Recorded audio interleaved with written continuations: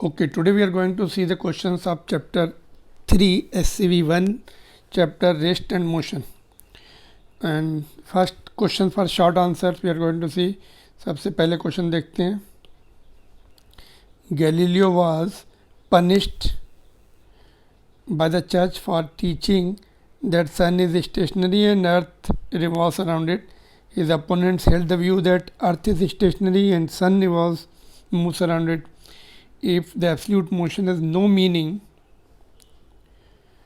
or the two viewpoints are not equally correct or equally wrong. So yes, they can be correct. For church, frame of reference is earth, whereas for Galileo, frame of reference was space. And when seen from the space, earth is revolving around the sun. It is due to the fact that mass of the earth is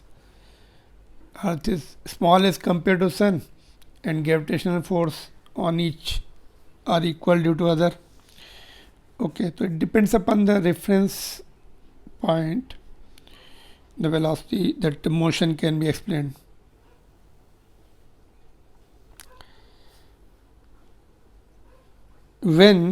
Next question, when a particle moves with a constant velocity, its average velocity and its instantaneous velocity and its speed are equal. Comment on this. Yes, because particle moves in the straight line in constant velocity, and a constant velocity है तो it has to be the straight line motion, and particle moves in the straight line and covers same distance in same time interval, है ना, same distance में same, तो उसमें क्या होगा, average velocity भी सेम आएगी बिकॉज डिस्प्लेसमेंट सेम होगा, और इंस्टेंटेनियस वेलोसिटी भी किसी पॉइंट पे ऑब्जर्व करते हैं.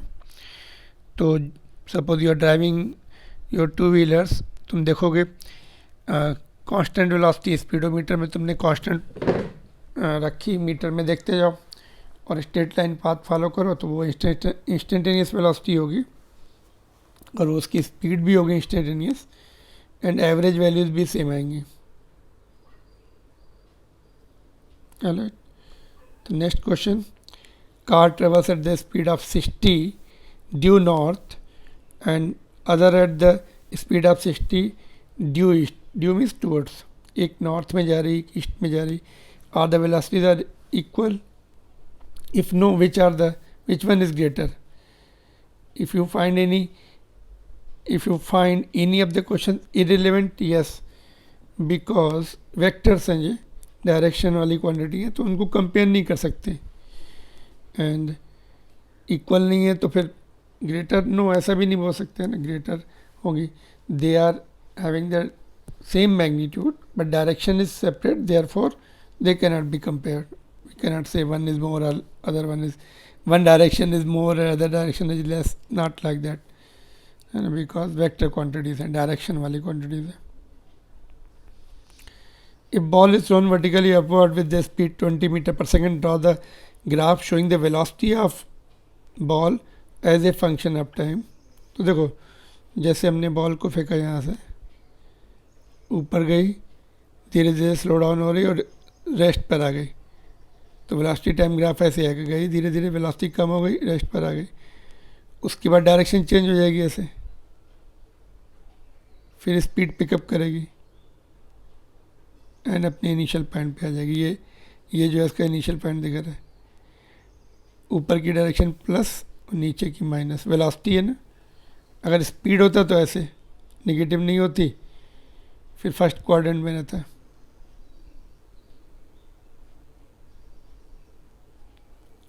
Okay, moving further, next question पे आते हैं. The velocity of particle is towards west at an instant. Its acceleration is not towards west, not towards east, not towards north, and not towards south. Give example of this type of motion. तो acceleration किसी भी direction में नहीं है, इसका मतलब वो एक कांस्टेंट वेलोसिटी से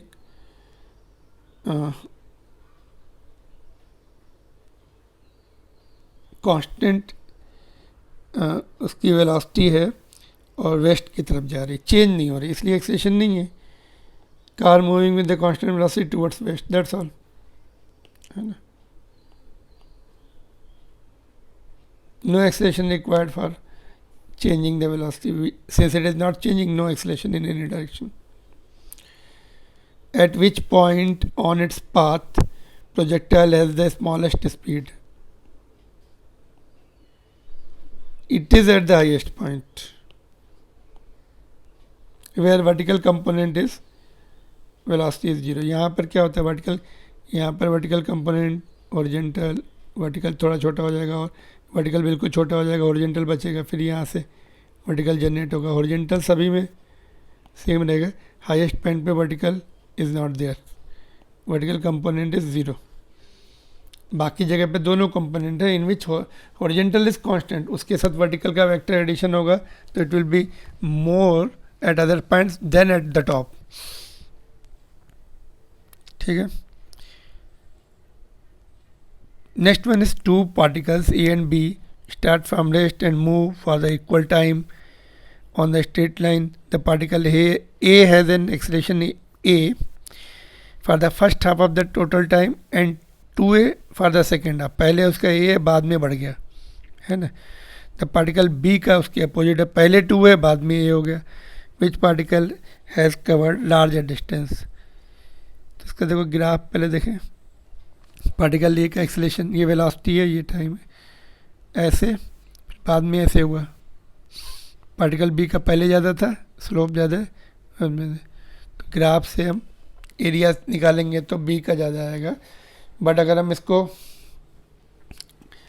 काइनेमेटिक इक्वेशन से करके देखते हैं, डिस्प्लेसमेंट ऑफ ए, तो displacement in t/2, displacement in next t/2 time. तो पहले तो उसका एक्सेलेरेशन जो था ए था, ठीक है. तो हाफ टाइम में कितना डिस्प्लेसमेंट आ जाएगा, हाफ इंटू ए इंटू t/2 का होल स्क्वायर. ठीक है. ये उसका फर्स्ट यहाँ तक का है. ठीक है. उसके बाद ये निकालने के लिए यहाँ की स्पीड भी पता होनी चाहिए, यहाँ तक कुछ उसकी स्पीड आ गई. That can be taken out with the formula v is equal to u plus a t start. उसने रेस्ट से किया, ए उसका कितना था, एक्सेलेरेशन ए था ए का इनिशियली, टाइम t/2 तक. तो a इंटू t/2 उसकी इनिशियल वेलोसिटी हो गई है, u t/2 हो गया, plus half A T square. Next part of the journey में एक्सेलेरेशन 2 है, तो ऐड कर लो, इतना आएगा 580 स्क्वायर बाई 8. सेकेंड उसके लिए फॉर पार्टिकल बी,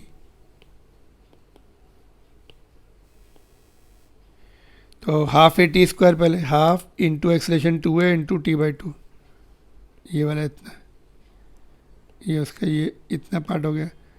और इसको निकालना है तो यहाँ पे स्पीड चाहिए फिर से. इनिशियल वेलोसिटी कितनी होगी उसकी, initial acceleration u plus a t से, u तो 0 है, a उसका 2a है second part of the journey में, ये वाला a 2a है, टाइम t/2 है.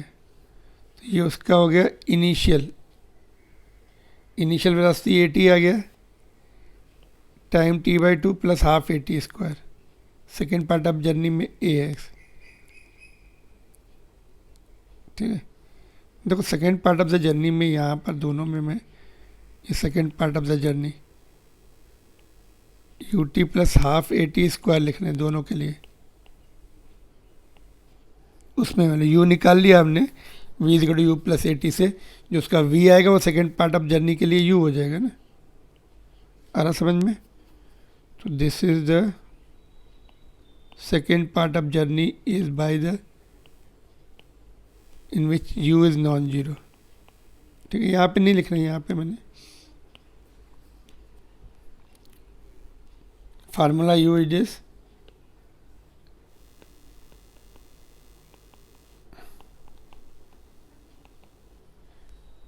तो first part of the journey में यू जो 0 है, सेकेंड पार्ट ऑफ जर्नी में यू 0 नहीं है। तो इस तरह से सेकेंड केस में 7/8 आ रहा है, फर्स्ट केस में कितना रहा था 5/8, सेकेंड केस में मोर है। ठीक है, नेक्स्ट क्वेश्चन देखते हैं। If particle is accelerating it is either speeding up or speeding down. Do you agree with this statement? Suppose एक पार्टिकल में एक्सलेशन है, या तो स्पीड बढ़ रही होगी या घट हो रही होगी। Comment on the statement. तो it is not always true, there are some cases जहाँ पे स्पीड बढ़ेगी या बढ़ेगी नहीं या घटेगी नहीं। कौन सा केस होगा? Uniform circular motion. Uniform circular motion में speed is constant but there is centripetal acceleration, उसकी डायरेक्शन लगातार चेंज होती रहती है ना, तो वो सेंट्रीपिटल एक्सेलेरेशन डायरेक्शन चेंज करता है। ठीक है, तो एक्सेलेरेशन डजंट मीन कि स्पीडिंग अप और speeding down. Alright, next question देखते हैं। Food packet is dropped from the plane going at an altitude 100, what is the path of the particle as seen from the plane. तो plane से हम देखेंगे तो वो straight line में नीचे जा रहा होगा, बिकॉज दोनों के हॉरिजॉन्टल वेलोसिटी सेम रहती है। जब पार्टिकल को छोड़ा तो वो प्लेन की हॉरिजॉन्टल वेलोसिटी के साथ जाएगा और वर्टिकल वेलोसिटी भी धीरे धीरे ग्रेविटी उसमें ऐड करेगी। तो प्लेन में जो बैठे हैं पैसेंजर्स, उनको स्ट्रेट लाइन मोशन दिखेगा। ठीक है, because horizontal component of velocity is same. Ground से क्या होगा? But the path seen by from the ground, if someone asks what is the actual path, पहले ग्राउंड से देखते हैं। ग्राउंड में पैराबोलिक होता है, ग्राउंड में ऐसा दिखता है, किसी को ऐसा दिखेगा, ऐसा आता है, दैट इज पैराबोलिक। तो पाथ, एक्चुअल पाथ क्या, वो डिपेंड करता है रेफरेंस पॉइंट अगेन, है ना। तो it depends upon the state and position of the observer. Observer किस स्टेट में है, रेस्ट पर है या मोशन पर है ना, और क्या पोजीशन है उसकी, कौन सी पोजीशन से देख रहा है। ओके, उस पर डिपेंड करता है। 10th question, give an example where the velocity of the particle is 0 but acceleration is not 0। तो जब बॉडी को ऊपर फेंकते हाईएस्ट पॉइंट पे वेलोसिटी इंस्टेंटेनियसली 0 आती है बट एक्सेलेरेशन डाउनवर्ड होता है जी। या फिर पेंडुलम एक्सट्रीम पॉइंट पे रुकता है लेकिन एक्सेलेरेशन मीन पोजीशन सेंटर की तरफ होता है पेंडुलम का। Velocity 0, acceleration non 0। उस केस में भी the velocity is opposite to the direction of acceleration. Body को ऊपर फेंका तो वेलोसिटी ऊपर है, एक्सेलेरेशन नीचे रहता है, इसलिए रिटार्डेशन अपोजिट होता है, तो हमेशा स्पीड डाउन होती है। The velocity is perpendicular to the acceleration. जब बॉल को हॉरिजॉन्टली फेंकते तो इनिशियली एक्सेलेरेशन नीचे होता है, वेलोसिटी हॉरिजॉन्टल होती, बट बाद में चेंज हो जाता है। बट यूनिफॉर्म सर्कुलर मोशन में लगातार, इन यूनिफॉर्म सर्कुलर मोशन देखो ऐसे, तो वेलोसिटी इधर है तो एक्सेलेरेशन इधर रहता है। जब वेलोसिटी इधर होती है एक्सेलेरेशन नीचे रहता है, हमेशा 90 डिग्री रहता है यूनिफॉर्म सर्कुलर मोशन में। ऑलराइट, ये क्वेश्चन देखते हैं। Figure shows the coordinates of the particle as a function of time, find the sign of v x a x, velocity in x direction, acceleration in x direction at t is equal to 1। यहाँ पर देखते हैं तो यहाँ पर क्या slope बढ़ रहा है, देखो पहले स्लोप कम था, वेलोसिटी कम थी, अभी बढ़ा, तो एंगल बढ़ता है, मतलब मोर डिस्प्लेसमेंट इन लेस टाइम, है ना। स्लोप भी बोलते हैं उसको, बट सिंपल लैंग्वेज में बोलेंगे एंगल जब बढ़ा, मोर डिस्प्लेसमेंट लेस टाइम में हो रहा है, तो इसका मतलब एक्सेलेरेशन एंड वेलोसिटी दोनों पॉजिटिव होंगे, है ना। डिस्प्लेसमेंट की वैल्यू पॉजिटिव आएगी, थोड़ा सा छोटा सा टाइम इंटरवल ले लेंगे, ठीक है। तो स्पीड जब बढ़ती है दोनों के साइन सेम होते हैं, प्लस प्लस, है ना। उसके बाद यहाँ पर देखो डिस्प्लेसमेंट में चेंज हो ही नहीं रहा है थोड़ी देर के लिए, टाइम बढ़ रहा है लेकिन डिस्प्लेसमेंट का कर्व ऊपर नहीं जा रहा है ना। स्लोप के टर्म्स में बोलेंगे तो ज़ीरो स्लोप है, डिस्प्लेसमेंट टाइम ग्राफ का स्लोप ज़ीरो है, तो वहाँ पर जो है वेलोसिटी तो ज़ीरो हो गई, बट एक्सेलरेशन जो है माइनस होगा, है ना, क्योंकि उसके बाद वो ऐसे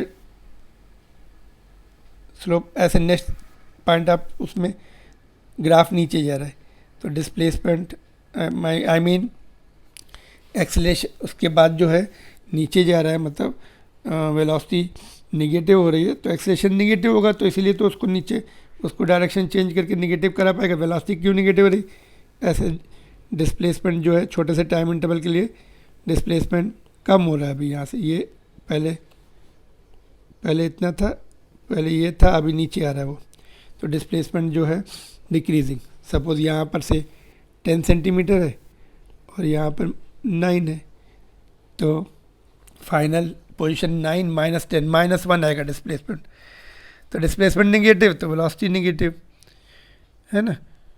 तो यहाँ पे तो रुकी हुई थी, तो उसके बाद बढ़ी उसकी स्पीड, तो एक्सेलरेशन नीचे होगा, निगेटिव होगा, तभी तो उसकी वेलोसिटी उस डायरेक्शन में हो रही है, तो निगेटिव हो गया। स्लोप से भी बात कर सकते हैं, बट स्लोप जो है थोड़ा इनिशियल स्टेजेस है, स्लोप से बात नहीं कर रहे हैं, rate of change of slope, है ना। तो उसके बाद थर्ड पॉइंट पे देखते हैं यहाँ पर एक, तो यहाँ पर देखो पहले इस तरह से थी उसका मोशन, अभी एंगल कम हो रहा है उसका, है ना। तो डिस्प्लेसमेंट जो है, पहले डिस्प्लेसमेंट ज़्यादा कवर हो रहा था कम टाइम में, अभी डिस्प्लेसमेंट जो है कम कवर हो रहा सेम टाइम में, तो स्पीड उसकी कम हो रही है। यहाँ पर पॉइंट T3 पर स्पीड इज गोइंग डाउन, तो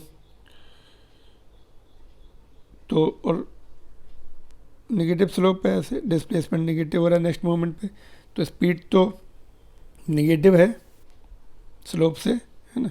slope of the displacement time graph gives the speed, तो नेगेटिव स्लोप आ रहा है T3 से पहले वाले पॉइंट पे, ठीक है, ये नेगेटिव स्लोप है, बट उसके बाद स्लोप और कम हो रहा है, मतलब एक्सेलरेशन अपोजिट डायरेक्शन में होगा, तो इसलिए पॉजिटिव। स्पीड अगर negative, velocity I mean not speed, velocity अगर निगेटिव है तो एक्सेलरेशन पॉजिटिव है, तभी तो वो then only it will reduce.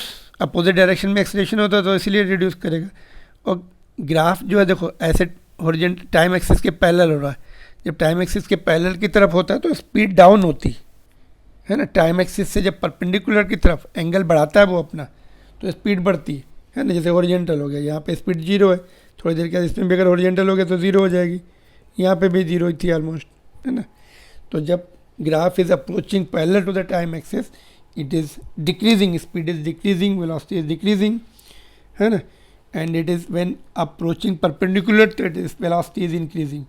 तो यहाँ पर थोड़ा ज़्यादा एंगल था, यहाँ पे कम हो गया, तो इसका मतलब स्पीड और वेलोसिटी उसकी जो है मैग्नीट्यूड में कम हो रहे, तो एक्सेलरेशन अपोजिट डायरेक्शन में होना चाहिए, तो इसलिए plus. Next one is player hits the baseball at some angle, the ball goes up in the space, the player runs and catches the ball before it hits the ground. Which of the two players of the ball has greater displacement? Player ने ज़्यादा displacement cover किया कि ball ने, तो displacement क्या होता है, distance, shortest distance between initial and final point, यहाँ से यहाँ तक। तो बॉल के लिए भी सेम है, शॉर्टेस्ट डिस्टेंस, और रनिंग के लिए भी उसका सेम है, तो both have the same displacement, distance अलग अलग होगा।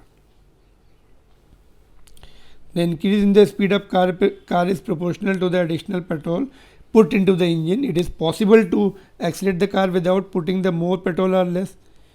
क्या हम कार को पेट्रोल चेंज किए बिना एक्सीलरेट कर सकते हैं? The answer is yes, we can do it.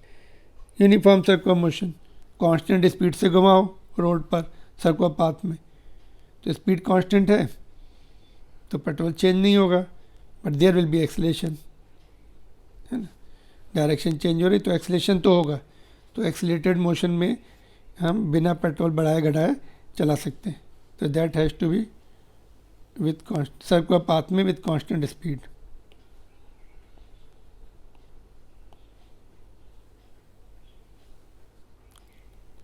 Next one is rain is falling vertically, man running on the road keeps his umbrella tilted, but man standing on the street keeps his umbrella vertical to protect himself. So relative velocity, umbrella should be held in the relative velocity of rain with respect to man. Whereas but both of them keep the umbrella vertical to avoid the vertical sun rays. So light is relative velocity of light, relative velocity of light with respect to observer doesn't change when the observer moves, है ना। Light का जो है it relative velocity doesn't depend upon the frame of reference, stationary के लिए भी same होगा और मूविंग मैन के लिए भी सेम, तो it doesn't depend upon the frame of reference. relative velocity doesn't depend upon the frame of reference.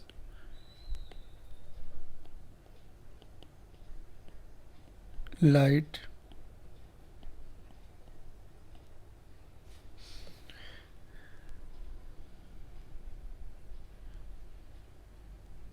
does not depend upon the frame of reference. Relative velocity remains same, है ना।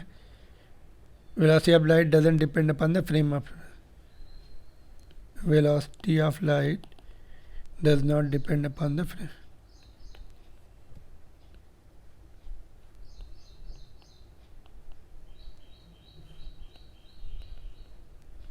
मतलब ये हुआ कि तुम रेस्ट पर अगर लाइट को ऑब्जर्व कर रहे हो तभी भी उसकी स्पीड वैक्यूम में 3 × 10⁸ होगी। अगर तुम मूव कर रहे हो लाइट के डायरेक्शन में, है ना, तभी भी उसकी स्पीड तुम्हारे रिस्पेक्ट में 3 × 10⁸ होने वाली है। It doesn't depend upon the observer की स्पीड पर, that is what is absolute, है ना, डिपेंड नहीं करती। तो इसलिए छाते को टिल्ट नहीं करना पड़ेगा। Okay, that's all. We'll continue with the objective 1 and objective 2 in the next class, and I request you to go through the questions in advance, try in advance, then you will understand better. Thank you.